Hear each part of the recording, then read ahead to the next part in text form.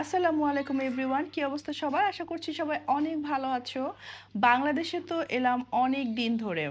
একটা জিনিস মিস করছিলাম। শীতকাল আসলে যে জিনিসটা হয়, অনেক শীতের পিঠা খাওয়া হয়, কিন্তু গরমকালে তো সে আয়োজনটা করা হয় না।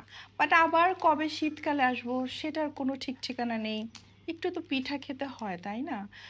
তো এর জন্যই উমামাস কুজিন আমার জন্য পাঠিয়েছে এই মজার পিঠাগুলো।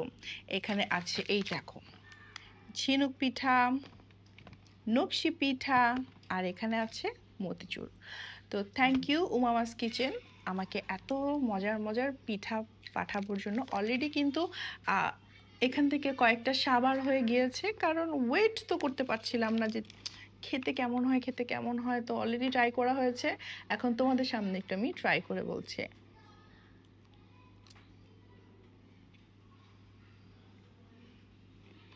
তিল আছে এখানে। আমি কিন্তু ফুড ব্লগার না, কিছুই না।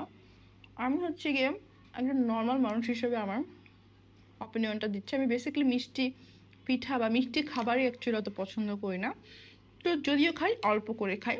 সো সে অল্পর মধ্যে এটা তিলের জন্য অনেক বেশি ভালো লাগছে। মতিচুরটা অনেক মজা।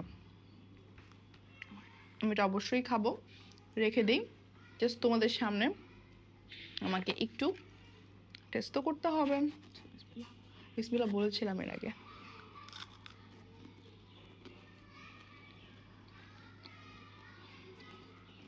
অনেক ক্রাঞ্চি ঝিনুক পিঠা, সো টেস্টি, সো টেস্টি। আর এখন এই যে এই নকশি পিঠা তো বিশালটা,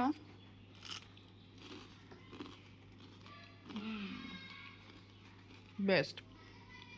আমার কিন্তু নকশি পিঠা অনেক অনেক অনেক ফেভারিট অল দ্য টাইম।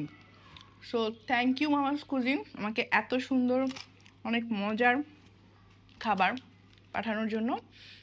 তোমরা যদি এই পিঠাগুলো খেতে চাও, অর্ডার করতে চাও, আমি লিঙ্কটা ক্যাপশনেও দিয়ে দিব আর কমেন্টেও দিয়ে দিব। Thanks for watching.